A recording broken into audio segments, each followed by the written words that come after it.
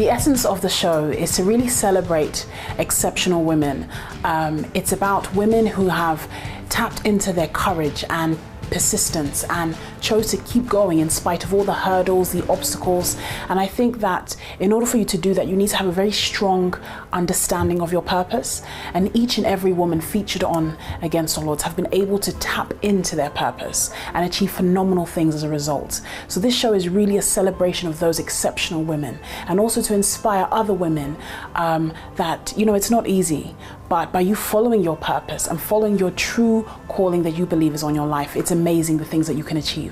And these women have done just that. Forbes Woman Africa itself is such a strong platform for strong women, powerhouses, change makers, trailblazers, whatever you want to call them, across the continent.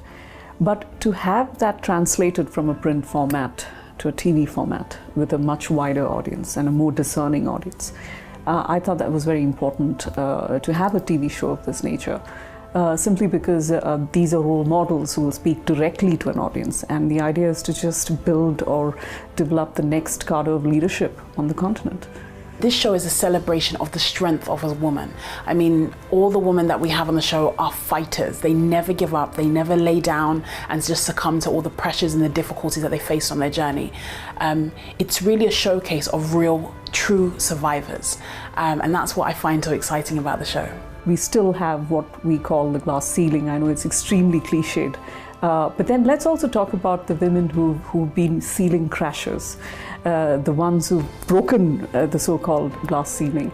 And it's for the others it's even more difficult because they're treading on the so-called shattered glass pieces. But they're doing it, you know, they're walking, they're holding hands, they're giving each other the leg up, and they're doing it together.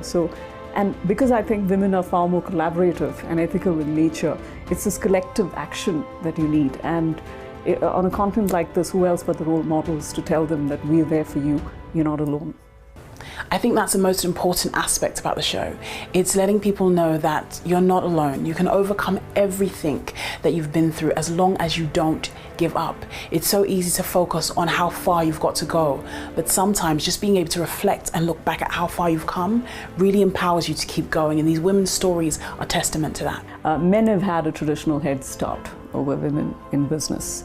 And I have to now dwell on what BC Forbes, the founder of Forbes Worldwide, which Forbes was just turning 100 years old incidentally this year. What he said was, when he first did the first cover of Forbes in the US, you know, one of the cover lines actually was a unique department, women in business. So he started that, 100 years ago.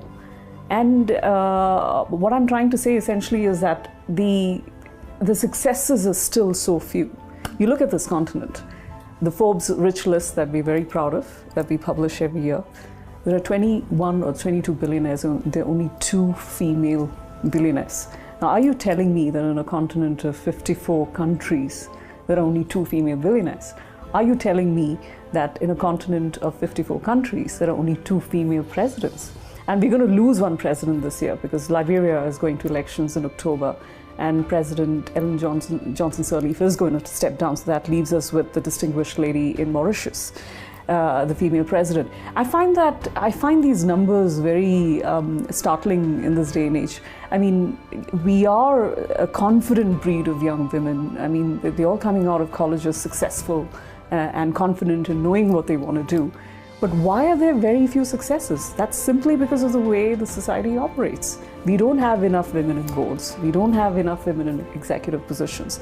And the few who have reached there have had to work twice as hard as the men. So, with a show like this, what we're trying to say is getting these women who have made it to tell the rest of the continent how they can make it too. And for me, it's just a tutorial, a TV tutorial from the greats to the others who yet to make it.